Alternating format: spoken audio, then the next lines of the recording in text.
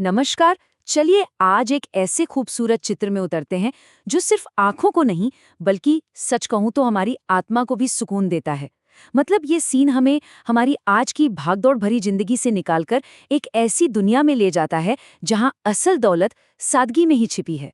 असल में ये सिर्फ एक तस्वीर नहीं है, ये तो जिंदगी जीने का एक पूरा फलसफा है। इस पुराने से दिखने वाले सीन में इतने गहरे संदेश छिपे हैं कि उन्हें समझने के लिए हमें इसके हर एक हिस्से को, हर एक कैरेक्टर को करीब से देखना होगा। तो चलिए शुरू करते हैं। तो सबसे पहले बस इस शांत माहौल को महसूस करने की कोशिश कीजिए। देखिए, चारों तरफ घना जंगल है, पेड़ों के बीच से सुनहरी धूप छन कर आ रही है और सीधी उस छोटी सी साधारण सी कुटिया पर पड़ रही है। यह हमें क्या याद दिलाता है?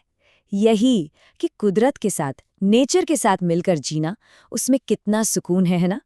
अब जरा श्री राम को देखिए, एक राजा, और वो भी इतनी साधारण सी चारपाई पर कितने आराम से, कितने चैन से लेटे हुए हैं।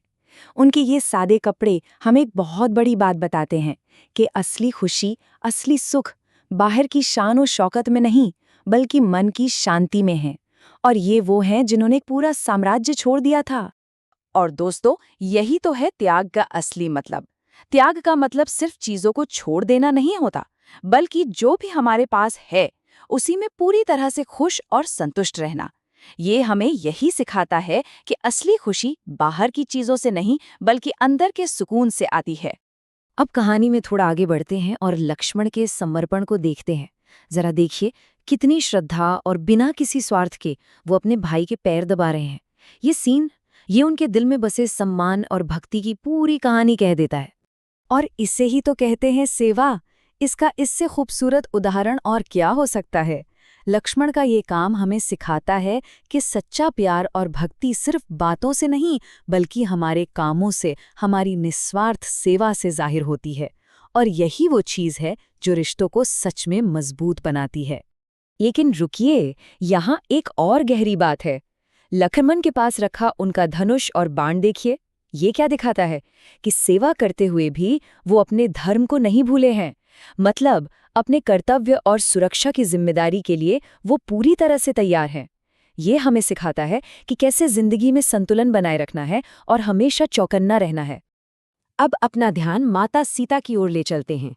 वो देखिए, कितनी शांति से बैठकर जड़ी बूटियां पीस रही हैं।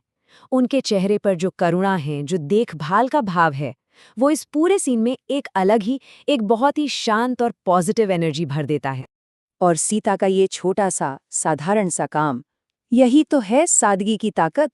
ये हमें बताता है कि असली खुशी और सुकून किसी बहुत बड़े काम में नहीं बल्कि प्यार से किए गए रोजमर्रा के छोटे छोटे कामों में ही छिपा होता है। ये उस शक्ति का प्रतीक है जो एक परिवार को जोड़कर रखती है, उसका पोषण करती है। तो जब हम इस पूरे सीन को एक साथ देखते ना, तो ये सिर्फ 3 लोगों की कहानी नहीं रह जाती। ये जिंदगी जीने का एक पूरा खाका हमारे सामने रखती है।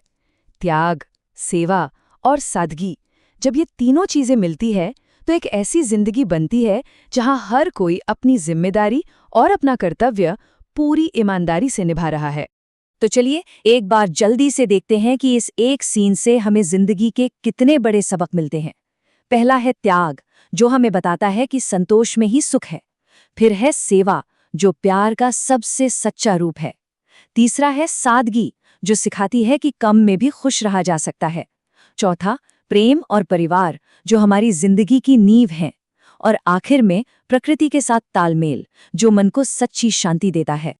तो आखिर में ये एक तस्वीर हमें उस एक सच्चाई की याद दिलाती है जो हम शायद कभी-कभी भूल जाते हैं, कि असली सुख धन दौलत के अंबार में नहीं बल्कि प्यार में, सेवा में, त्याग में और मन की सच्ची शांति में ही मिलता है। और ये पूरी बातचीत हमें एक बहुत ही गहरे सवाल पर लाकर छोड़ देती है कि जिंदगी का असली सुख आखिर धन में है या धर्म में?